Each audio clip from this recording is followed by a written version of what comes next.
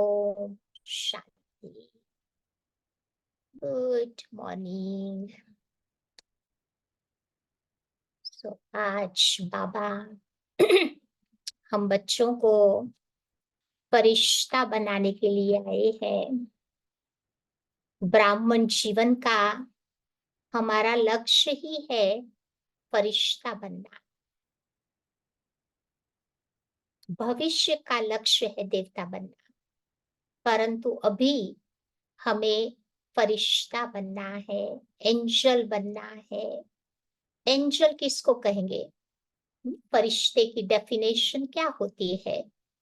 तो बाबा कहते हैं फरिश्ता अर्थात जो बर्डन फ्री है, बोझ रहित है, जिसके दिल में, मन में कोई प्रकार का बोझ नहीं होता है, क्योंकि बोझ आत्मा को भारी कर देता है, फिर आत्मा उड़ नहीं सकती है। इसीलिए बाबा कहते हैं कि कभी कभी जीवन में कोई कोई बातों का बोझा आ जाता है, लेकिन मुझे क्या करना है? बाबा की याद में बैठकर बाबा से दिल की रूहान करके वो सारा बोझा बाबा को दे देना है।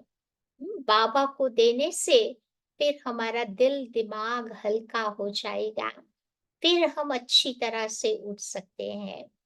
एंजल्स अर्थात जिसने अपने जीवन में आर्ट ऑफ फ्लाइंग को सीखा है, जो सदा जीवन में डबल लाइट बन के रहता है, मेंटली भी लाइट, आत्मा भी लाइट, फिजिकली भी मुझे लाइट बन के रहना है, क्योंकि भारीपन फिर उड़ने नहीं देता है ना।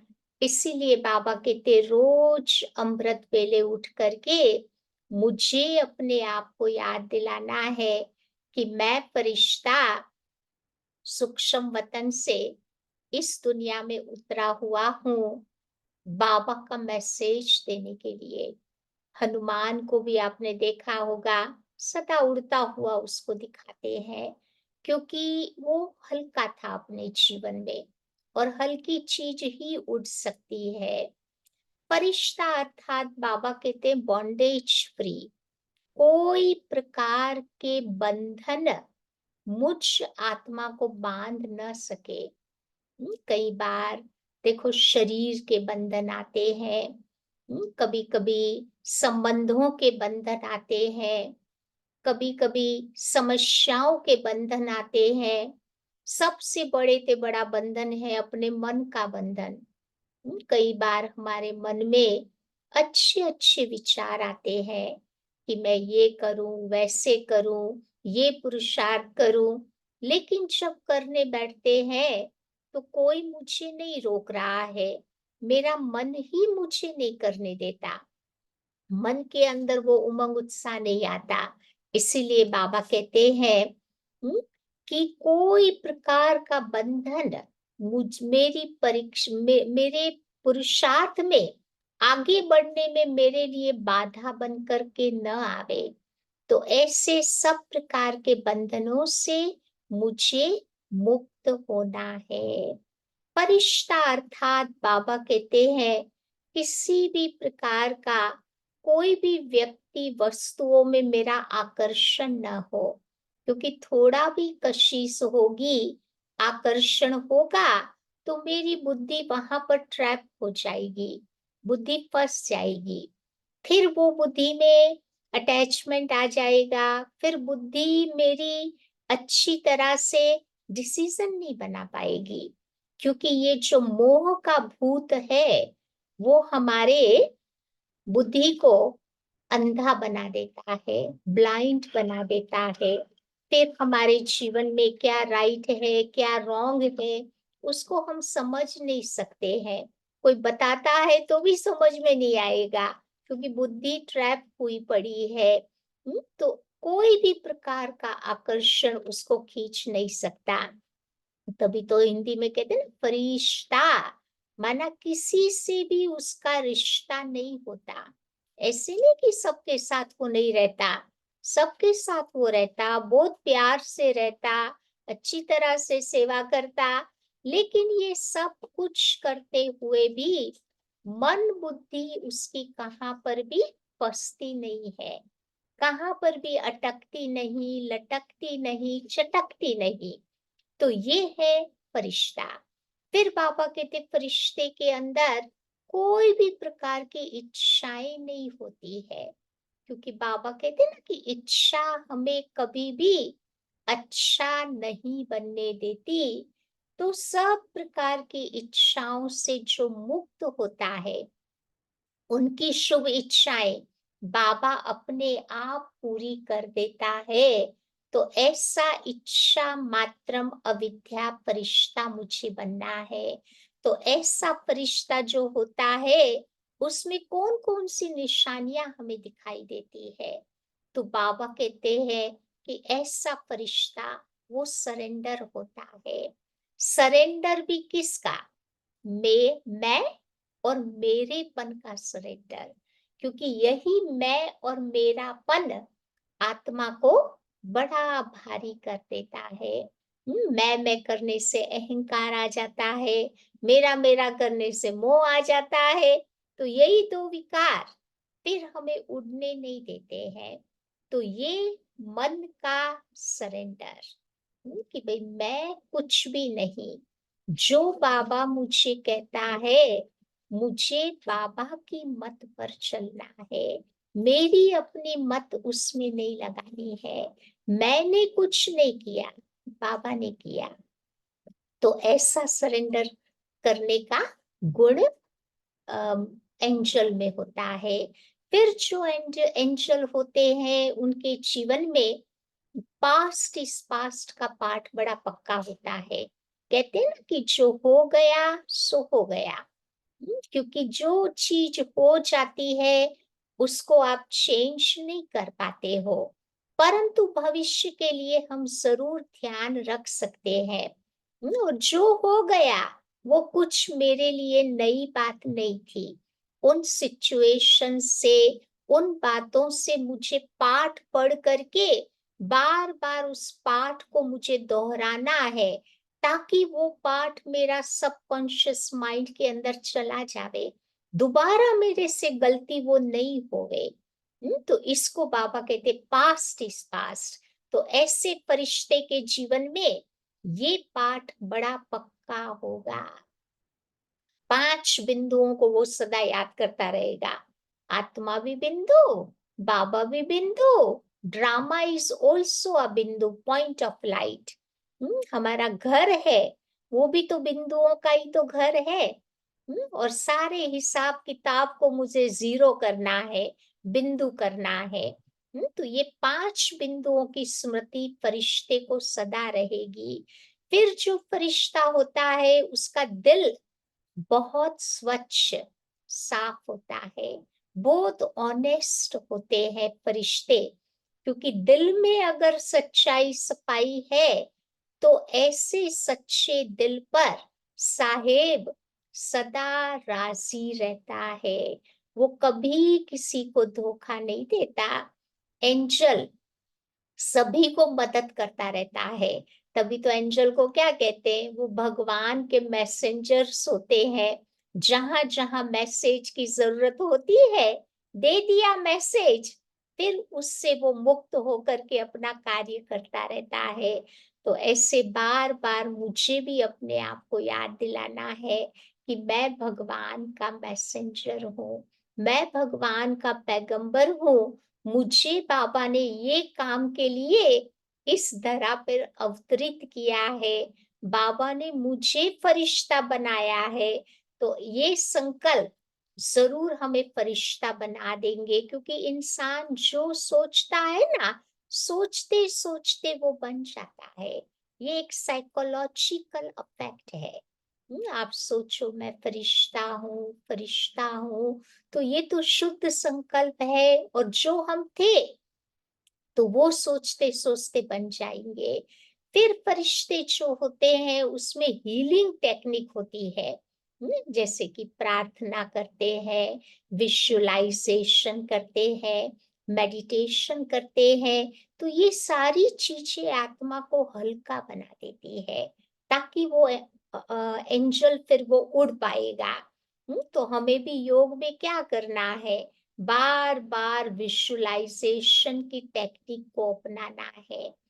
कभी विजुअलाइज करो अपने घर को, परम धाम को, वहां आत्माएं बिंदु रूप में कैसे रहती है।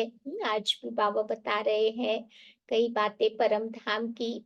तो बाबा कहते हैं कि वो विजुअलाइजेशन करते करते हम उसके स्वरूप बन जाएंगे। कभी सूक्ष्म वतन का विजुअलाइजेशन करे, कभी बाबा कहते अपनी दुनिया, स्वर्गीय दुनिया, वहां देवताएं कैसे रहते हैं, कैसे खाते हैं, कैसे पीते हैं, कैसा उनका बिहेवियर होता है। तो इन सारी बातों को सोचते सोचते बाबा कहते हम वो स्वरूप बनते जाएंगे। फरिश्ते जो होते हैं, उनका फूड भी आप देखो बहुत लाइट होता है। क्योंकि जितना लाइट खाना खाओ उतना हम अंदर से लाइट रहेंगे। कभी कभी भारी खाना खा लेने से भी इंसान भारी हो जाता है, तबीयत खराब हो जाती है।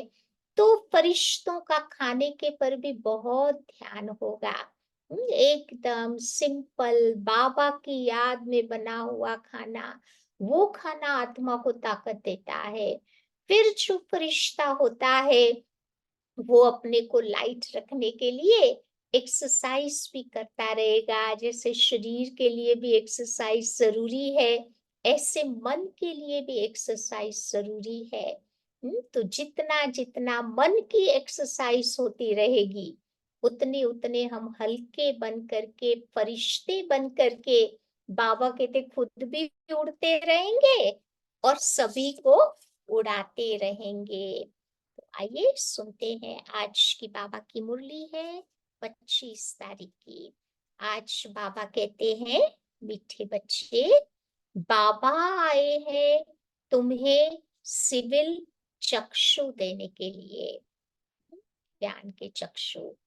तुम्हें ज्ञान का तीसरा नेत्र मिला है, इसीलिए ये आंखें कभी भी क्रिमिनल नहीं होनी चाहिए।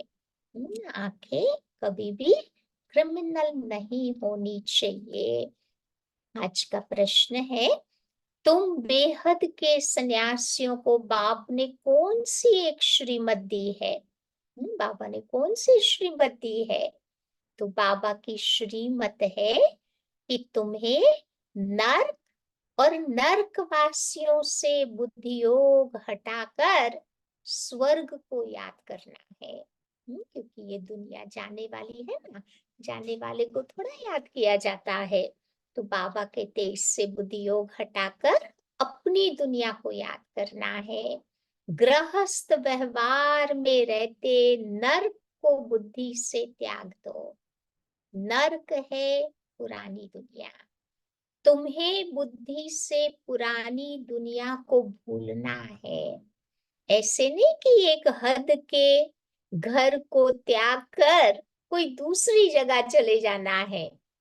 सन्यासी करते हैं ना, अपने घर को छोड़ करके आश्रम में चले जाते हैं, वो नहीं करना है। तुम बच्चों का है बेहद का वैराग्य, अभी तुम्हारी वानप्रस्थ अवस्था है। सब कुछ छोड़ करके तुम्हें अब अपने घर जाना है। ओम शांति। शिव भगवान उवाच, और कोई का नाम नहीं लिया, इनका नाम भी नहीं लिया, यानी ब्रह्मा बाबा का नाम भी नहीं लिया। पतित पावन वो बाप है, तो जरूर वो यहाँ आएगा ना। किस लिए आएगा बाबा? पतितों को पावन बनाने के लिए। तो पावन बनाने की युक्ति भी बाबा यहाँ बताते हैं। शिव भगवान उवाच है, न कि श्री कृष्ण भगवान उवाच। अब ये तो जरूर समझाना चाहिए, जबकि बैच भी लगा हुआ है। रचयिता और रचना के आदि मध्य अंत का राज इसमें दिखाया हुआ है। बाबा कहते तुम्हारा बैच भी कोई कम नहीं है। इशारे की बात है। लास्ट में कोई चित्र थोड़े होंगे हमारे पास। यही बैच बाबा कहते चित्र का काम करेगी। उस पर उससे ही बाबा का ज्ञान देंगे।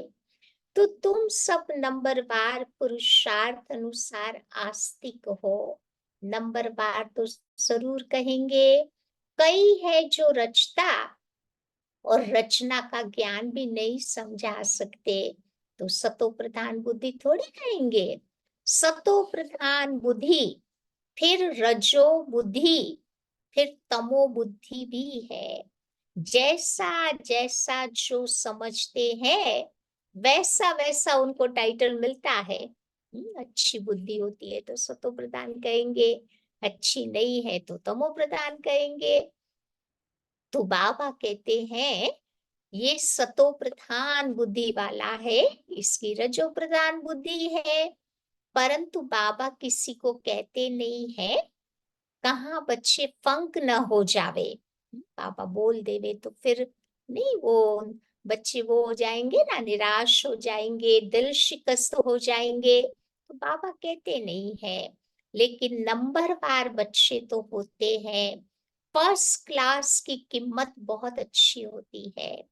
अभी तुमको सच्चा सच्चा सतगुरु मिला है।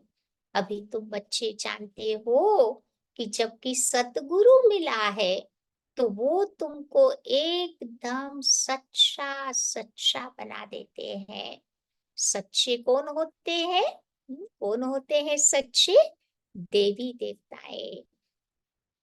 फिर वाम मार्ग में जाकर के झूठे बन जाते।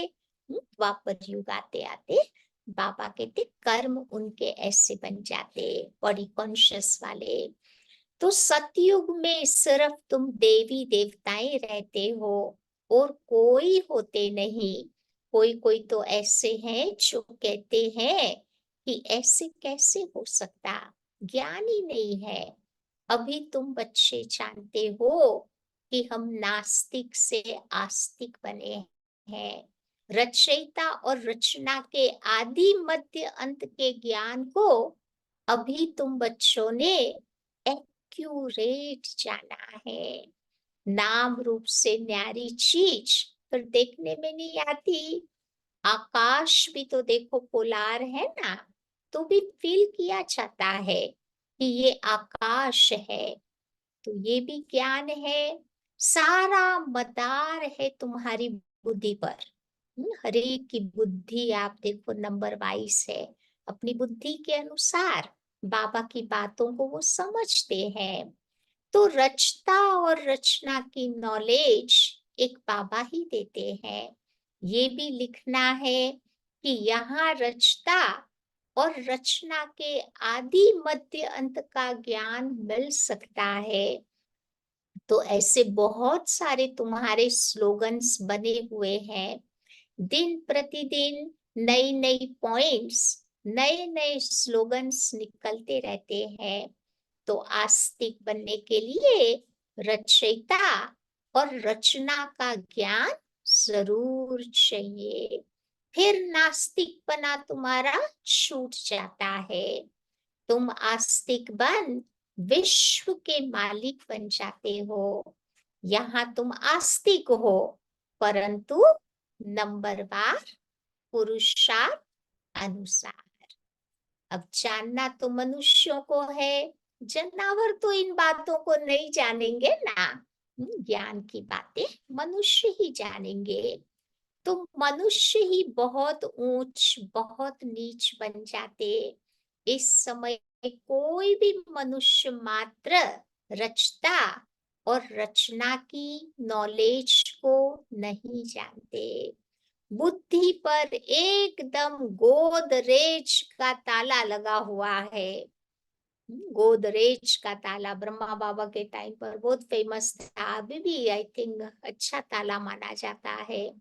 तो तुम बच्चे नंबरवार पुरुषार्थ अनुसार जानते हो कि हम बाबा के पास आए हैं। इसलिए बाबा के पास आए हैं विश्व का मालिक बनने के लिए। तुम 100% प्यूरिटी में रहते हो। प्यूरिटी भी है, पीस भी है, तो साथ साथ प्रॉस्पेरिटी भी है। आशीर्वाद देते हैं ना, दुनिया में देते हैं ना कि भाई सुखी रहो, शांति का अनुभव करो, आयुष्यवान रहो, सुखवान बन जाओ, ऐसे ऐसे आशीर्वाद देते हैं। परंतु ये सारे अक्षर तो है भक्ति मार्ग के। ये लक्ष्मी नारायण तो तुम बच्चे पढ़ाई से बनते हो, पढ़ करके फिर सबको पढ़ाना भी है। स्कूल में कुमार कुमारियां जाते ही है पढ़ने के लिए, इकट्ठे होने से फिर बहुत खराब हो पड़ते हैं, क्योंकि क्रिमिनल आई भी होती। क्रिमिनल आई होने के कारण देखो पर्दा भी लगाते हैं। ये अरबिक कंट्रीज में आप देखो ना, बुर्का पहनते हैं ना, वहां तो क्रिमिनल आई होती ही नहीं, घूंघट करने की दरकार ही नहीं रहती। कहाँ? सतयुग में कोई घूंघट नहीं लगाएगा, जरूरत नहीं है। इन लक्ष्मी नारायण को कभी पर्दा लगाते देखा है? देखा? घूंघट में कोई देवी देवताओं को नहीं देखते। वहां तो कभी ऐसे गंदे ख्यालात भी नहीं आवे। यहाँ तो है ही रावण राज्य। तो रावण राज्य में ये आंखें बड़ी शैतान बन जाती। बाबा आकर के तुम बच्चों को ज्ञान के चक्षु देते हैं। आत्मा ही सब कुछ सुनती है, बोलती है और सब कुछ करती है। तुम्हारी आत्मा अभी धीरे धीरे सुधर रही है। आत्मा ही बिगड़कर पाप आत्मा बन गई थी। तो पाप आत्मा उनको कहा जाता है, किसको कहेंगे पाप आत्मा? जिनकी क्रिमिनल दृष्टि होती, वो क्रिमिनल आई सिवाय बाप के कोई सुधार न सके। तभी तो बाबा आकर के ज्ञान के चक्षु देता है ना।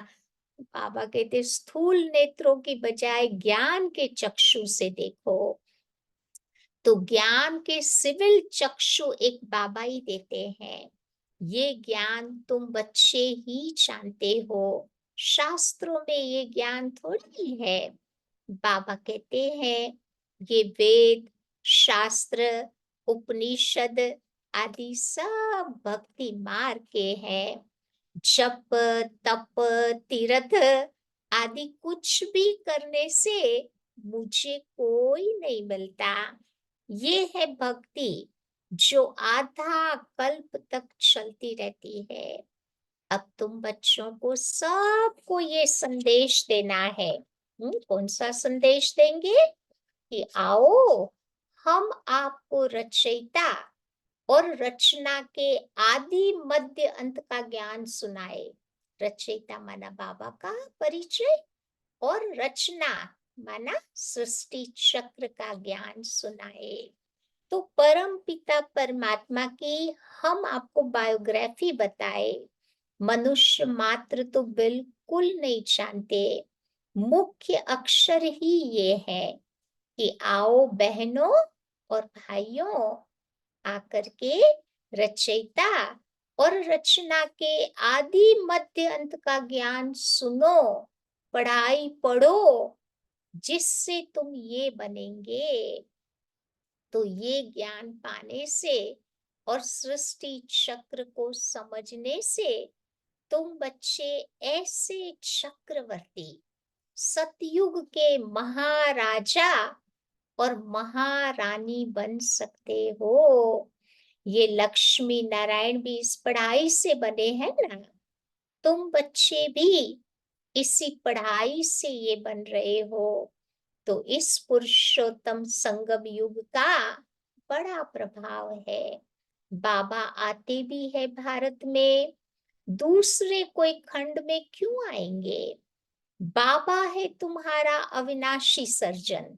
बाबा को भी भारत का लैंड पसंद है, क्योंकि भारत को कहते हैं ना अविनाशी खंड, उसका कभी विनाश नहीं होता। तो बाबा कहते हैं बाबा जरूर आएंगे भी वहां ही जो भूमि सदैव कायम रहती है। भारत का विनाश होगा, परंतु नेचुरल कैलेमिटीज के द्वारा। न्यूक्लियर वेपन्स से भारत का विनाश नहीं होगा, क्योंकि भारत अविनाशी खंड है, भगवान की जन्मभूमि है। जिस धरती पर भगवान का पांव लगा, उस धरती का कभी भी विनाश नहीं हो सकता। तो ये भारत तो रहता ही है देवताओं के लिए, सिर्फ चेंज होता है। बाकी भारत तो है सचखंड। झूठ खंड भी देखो बच्चे, भारत ही तो बनता है। तो भारत का ही ऑल राउंड पार्ट है, और कोई खंड को बाबा कहते ऐसे नहीं कहेंगे। सच्चा अथवा ट्रुथ, भगवान ही आकर सचखंड बनाते हैं। भगवान को ट्रुथ कहते हैं ना इंग्लिश में, गॉड ही सत्य है, ट्रुथ है। Truth is God, God is truth. तो वही आकर के सचखंड बनाते हैं, और रावण आकर के झूठ खंड बना देता। द्वापर कलयुग से फिर सब झूठे बन जाते, फिर सच की रति भी नहीं रहती। इसीलिए गुरु भी सच्चे नहीं मिलते हैं। वो सन्यासी, फॉलोवर्स, गृहस्थी, तो उनको फॉलोवर्स कैसे कहेंगे? सन्यासियों के जो होते हैं चेले, वो तो बाबा कहते सन्यासी तो फिर देखो, नहीं वो गृहस्थी नहीं होते हैं, उन्होंने सब कुछ त्याग किया है, और उनके चेले गृहस्थी होते हैं, तो उनको फॉलोवर्स कैसे कहेंगे? तो अब बाबा खुद कहते हैं कि बच्चे पवित्र बनो और दैवी गुण को धारण करो। अभी तुमको देवता बनना है। सन्यासी कोई संपूर्ण निर्विकारी थोड़ी है, वो तो घड़ी घड़ी विकारियों के पास जाकर जन्म लेते हैं। कई कई सन्यासी बाल ब्रह्मचारी भी होते हैं। बचपन से ही समझो, कईयों ने सन्यास किया हुआ होता है ना, उसको कहते हैं बाल ब्रह्मचारी। तो ऐसे बहुत है, विलायत में भी ऐसे बहुत है। आजकल लोग शादियां नहीं करते हैं, खुद ही खुद से खुद के साथ शादी करके और ही खुश रहते हैं। या तो बाबा कहते विलायत में भी ऐसे करते हैं। वहां पर भी जब बूढ़े होते हैं, तब शादी करते हैं संभाल के लिए, फिर उनके लिए धन छोड़ करके चले जाते हैं। बाकी धन का धर्माओ कर देते हैं। अच्छे कार्य में, भगवान के कार्य में वो धन लगा लेते हैं, ताकि उनका भी भाग्य बन जाता है। यहाँ तो उन्हों का बच्चों में बड़ा ममत्व रहता है। भारत में आप देखो, अपने बच्चों में ही इतना मोह रहता है, सब कुछ बच्चों को ही दे देते हैं, धर्माओ नहीं करते हैं। कोई अच्छी संस्था को देके अच्छे कार्य में धन लगाकर अपना भाग्य बना लेवे, वो बुद्धि में नहीं आता है, क्योंकि बच्चों में ही उनका ममत्व रहता। 60 वर्ष के बाद बच्चों के हवाले पहले करते थे। पहले के जमाने में नहीं, 60 वर्ष के होते थे, धीरे धीरे वाइंड अप करते जाते थे। परंतु आजकल के तो बच्चे भी कहते हैं कि बाप वानप्रस्थ में गया तो अच्छा हुआ, अब हमको चाबी तो मिल गई। आजकल के कलयुगी बच्चे भी कैसे होते हैं ना, बाप नहीं देता है तो छीन करके भी ले लेते हैं। जीते जी सारा खाना खराब कर देते हैं। जो बाप ने इतना मेहनत से धन कमाया, सारा उड़ा देते हैं, वेस्ट कर देते हैं। फिर बाबा को भी कहने लगते हैं, अपने बाप को भी कहने लगते हैं कि यहाँ से अब निकल जाओ। कोई कोई वो होम में रख के आते हैं ना, सीनियर सिटीजन होम में रख देते हैं, कोई निकाल देते हैं। तो बाबा अब तुम बच्चों को समझाते हैं कि प्रदर्शनी में भी तुम ये लिख दो कि बहनों भाइयों, आकर के रचता और रचना के आदि मध्य अंत का ज्ञान सुनो। इस सृष्टि चक्र के ज्ञान को जानने से तुम बच्चे चक्रवर्ती देवी देवता विश्व के महाराजा महारानी बन जाएंगे। ये बाबा भी बच्चों को डायरेक्शंस देते हैं। अब बाबा कहते हैं कि ये है बहुत जन्मों के अंत का जन्म। मैं इनमें प्रवेश करता हूँ। ब्रह्मा के सामने है विष्णु। विष्णु को 4 भुजाएं क्यों देते हैं? 2 मेल की, 2 फीमेल की। लक्ष्मी नारायण का कंबाइंड स्वरूप है ना, तो उनको 4 भुजाएं देते हैं। जहाँ लक्ष्मी नारायण को अलग अलग दिखाते हैं, वहां बाबा कहते 2-2 भुजाएं होती। फिर ब्रह्मा को भी दिखाते हैं, 2 भुजा ब्रह्मा की और 2 भुजा सरस्वती की। दोनों बेहद के सन्यासी हो गए ना। ऐसे नहीं कि सन्यास कर फिर कोई दूसरी जगह चले जाना है, नहीं। बाबा तो कहते हैं कि बच्चे गृहस्थ व्यवहार में रहते नर्क का तुम बुद्धि से त्याग करो। नर्क से अपनी दिल हटानी है। अब नरक को भूलकर स्वर्ग को बुद्धि से याद करना है। नर्क और नर्कवासियों से बुद्धि योग हटाए, स्वर्गवासी देवताओं से तुम्हें अपना बुद्धि योग लगाना है। जो पढ़ते हैं उनकी बुद्धि में तो रहता है कि हम पास करेंगे, फिर ये बनेंगे। आगे गुरु करते थे जब वानप्रस्थ अवस्था होती थी, तो बाबा कहते हैं मैं भी इनकी वानप्रस्थ अवस्था में ही प्रवेश करता हूँ, जो बहुत जन्मों के अंत के जन्म में है। ब्रह्मा बाबा भी जब 60 साल के हुए ना, तब शिव बाबा ने उनमें प्रवेश किया। तो भगवान वाच्य है, जिसने शुरू से लेकर के बाबा कहते अंत तक पार्ट बजाया, उसमें ही मैं आकर के प्रवेश करता हूँ, क्योंकि उनको ही अब पहले पहले नंबर में जाना है। ब्रह्मा बाबा को ही अब पहले पहले नंबर में जाना है ना। ब्रह्मा सो विष्णु, विष्णु सो ब्रह्मा, दोनों को 4-4 भुजाएं देते हैं। हिसाब भी है कि ब्रह्मा सरस्वती सो लक्ष्मी नारायण, और लक्ष्मी नारायण सो ब्रह्मा सरस्वती बनते। तो तुम बच्चे तो झट ये हिसाब बताते हो। विष्णु अर्थात लक्ष्मी नारायण 84 जन्म लेते लेते फिर आकर के साधारण ब्रह्मा सरस्वती बनते हैं। वही उनकी आत्मा ही कलयुग में आते आते बाबा कहते ब्रह्मा सरस्वती बनते। इनका नाम भी बाद में बाबा ने ब्रह्मा रखा। बाबा का, ब्रह्मा बाबा का लौकिक नाम था बाबा लेखराज। फिर शिव बाबा ने उनका नाम रखा ब्रह्मा, जिसके द्वारा ब्राह्मणों की बाबा ने रचना रची। नहीं तो ब्रह्मा का बाप कौन हुआ? तो जरूर कहेंगे शिव बाबा। कैसे रचा, कैसे अडॉप्ट किया, ये बाबा तुम बच्चों को समझाते हैं। तो बाबा कहते हैं कि मैं ब्रह्मा में प्रवेश करता हूँ, जो अपने जन्मों को नहीं जानते। बहुत जन्मों के अंत के भी अंत में मैं आकर के प्रवेश करता हूँ। वो भी जब वानप्रस्थ अवस्था इनकी होती, तब मैं आता हूँ। और जब दुनिया पुरानी पतीत होती, तब मैं आता हूँ। तो बाबा आकर के तुमको कितनी सहज बातें बताते हैं। आगे 60 वर्ष में गुरु करते थे, अभी तो तुम देखो जन्म से ही गुरु करा देते हैं, क्योंकि गारंटी नहीं है कि वो 60 वर्ष तक जिए।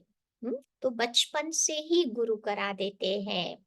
तो ये सीखे हैं इन क्रिश्चियंस से। वो बैप्टिज्म करते हैं ना चर्च में जाकर के, तो आजकल बाबा कहते ये सब बातें क्रिश्चियन लोगों से सीखे हैं। नहीं तो छोटेपन में गुरु कराने की क्या दरकार है? समझते हैं छोटेपन में मरेंगे तो भी सदगति पाएंगे, सोचते हैं ना कि अगर गुरु किया हुआ होगा तो शरीर अगर हमारा छूट गया तो सद्गति मिल जाएगी। तो बाबा समझाते हैं कि बच्चे यहाँ तो कोई की सद्गति न हो सके। अभी बाबा तुम बच्चों को कितना समझदार, ऊंच बनाते हैं। भक्ति में तो तुम सीढ़ी ही उतरते आए हो। ये रावण का राज्य है ना, ये विश्यस दुनिया है। गुरु तो सबने किया। ये खुद भी कहते हैं हमने भी कितने गुरु किए थे। ब्रह्मा बाबा ने भी 13 गुरु किए थे। या फिर बाबा को रियलाइज हुआ कि इन गुरुओं से भी ऊपर कोई सतगुरु है। या फिर बाबा की बाबा जब आया तब शुभ बाबा का पूरी पहचान बाबा को मिली। तो भगवान जो सबकी सद्गति करते हैं उनको तो कोई जानता ही नहीं। तो भक्ति की भी देखो बहुत बड़ी जंजीर होती है। गुरुओं की भी जंजीरें होती है, भक्ति की भी जंजीर होती है, विकारों की भी जंजीर होती है। तो बाबा कहते जंजीरें कोई मोटी होती है तो कोई पतली होती। कोई भारी चीज उठाते हैं तो कितनी मोटी जंजीर से बांध करके उसको उठाते हैं। तो इनमें भी ऐसे है, कोई तो झट आकर के तुम्हारी बातों को सुनेंगे, अच्छी रीति पढ़ाई पढ़ेंगे, कोई कोई समझते ही नहीं। इतनी मोटी जंजीरों में जकड़े हुए हैं। तो बाबा कहते ये ज्ञान की बातें बुद्धि में जाती ही नहीं है। तो नंबरवार माला के दाने बनते हैं ना। मनुष्य भक्ति मार्ग में माला सिमरते हैं, ज्ञान तो कुछ भी नहीं है। गुरु ने कहा कि माला फेरते रहो तो बस फिर राम राम राम की धुन लगाई देते हैं, जैसे कि अंदर में बाजा बजता है। लेकिन आवाज बड़ा मीठा लगता है, बाकी जानते कुछ भी नहीं है। अब राम किसको कहा जाता, श्री कृष्ण किसको कहा जाता, वो कब आते हैं, कुछ भी बाबा कहते जानते नहीं। श्री कृष्ण को भी द्वापर युग में ले गए हैं। अब ये किसने सिखाया, तो गुरुओं ने ही सिखाया। श्री कृष्ण द्वापर में आया तो बाद में उसके आने के बाद कलयुग कैसे आया। फिर तो अच्छी दुनिया आनी चाहिए ना। कलयुग तो ओरी पतित दुनिया कैसे आई, ओरी तमो प्रधान बन गए। तो बाबा कहते हैं कि बच्चे मैं संगम पर आकर के आत्माओं को तमो प्रधान से सतो प्रधान बनाता हूँ। तुम तो कितने अंधश्रद्धालु बन पड़े थे भक्ति मार्ग में। जैसे बड़ों ने कहा सतगुरु वचन महाराज कर करके हम भी ब्लाइंड फेथ के मार्ग पे चलने लग पड़े। तो बाबा समझाते हैं जो कांटों से फूल बनने वाले होंगे वो बच्चे तो झट समझ जाएंगे, कहेंगे कि ये तो बिल्कुल सत्य बात है। कोई कोई लोग अच्छी रीति समझते हैं तो तुमको कहते हैं कि तुम बहुत अच्छा समझाते हो। 84 जन्मों की कहानी भी बरोबर है। ज्ञान सागर तो एक बाबा ही है ना, जो आकर के तुम बच्चों को पूरा पूरा ज्ञान देते हैं। अच्छा, मीठे मीठे सिके लधे बच्चों प्रति मात पिता बाप दादा का याद प्यार और गुड मॉर्निंग। रूहानी बाप की रूहानी बच्चों को नमस्ते। रूहानी बच्चों की रूहानी बाप को नमस्ते। धारणा की बात, पहली बात, सतगुरु बाप की याद से बुद्धि को सतो प्रधान बनाना है, सच्चा सच्चा बनना है। आस्तिक बनकर आस्तिक बनाने की सेवा करनी है। बाबा में पूरा पूरा विश्वास रख के सबको बाबा के नजदीक लाने की सेवा करनी है।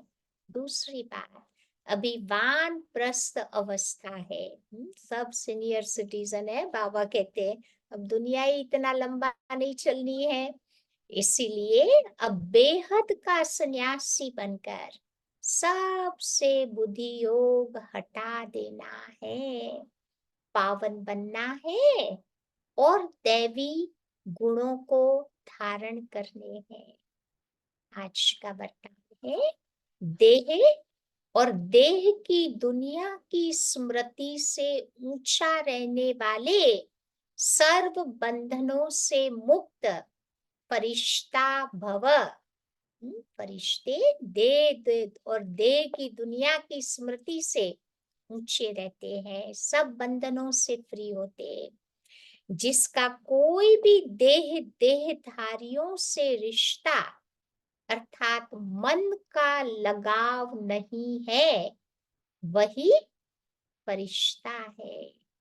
फरिश्तों के पांव सदा ही धरनी से ऊंचे रहते हैं। धरनी से ऊंचा अर्थात देह भान की स्मृति से ऊंचा। जो देह और देह की स्मृति से ऊंचा रहते हैं, वही सर्व बंधनों से मुक्त फरिश्ता बनते हैं। ऐसे फरिश्ते ही डबल लाइट स्थिति का अनुभव करते हैं। आज का स्लोगन है, वाणी के साथ चलन और चेहरे से बाप समान गुण दिखाई दे, तब प्रत्यक्षता होगी। वाणी के साथ चलन और चेहरे से, बाबा कहते बाबा के गुणों को प्रत्यक्ष करना है। आज की अव्यक्ति पॉइंट है, हर संकल्प हर बोल में विशेषता हो, सदा सरल स्वभाव, सरल बोल, सरलता संपन्न कर्म हो, ऐसे सरल स्वरूप रहो। सदा एक की मत पर, एक से सर्व संबंध, एक से सर्व प्राप्ति, ऐसे एक के द्वारा सदा एक रस रहने के सहज अभ्यासी रहो। सदा खुश रहो, खुशी का खजाना बांटो, खुशी की लहर सर्व में फैलाओ। यही है सच्ची सच्ची सेवा। ऐसी लहर फैलाने से ही सबको बाबा के नजदीक ले आएंगे और एक बाबा के साथ सभी का कनेक्शन जुड़वाने के हम निमित्त बन जाएंगे। समझा? तो आज सारा दिन याद रखेंगे हम कौन है? फरिश्ता है। फरिश्ता जिसका कोई से रिश्ता नहीं, एक बाबा के साथ जिसका रिश्ता, जो सच्चा सच्चा मैसेंजर पैगंबर। तो ऐसे फरिश्ते की याद खुद को आज सारा दिन दिलाते रहेंगे। ठीक है?